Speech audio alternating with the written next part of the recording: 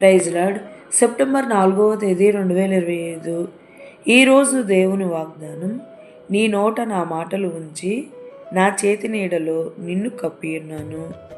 యెషయా గ్రంథం 51వ అధ్యాయం 16వ వచనం. ఆకాశము యెహోవా సింహాసనము, భూమి ఆయన పాదపీఠము.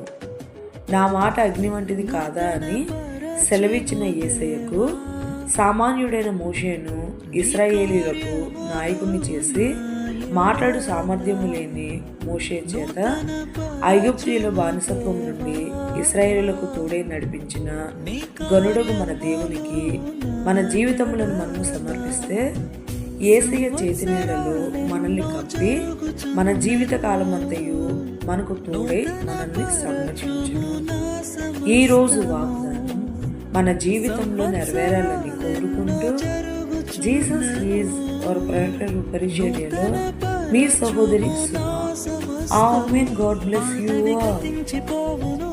సమస్తం నూతన మగును, నీలో ఉత్సహించుచు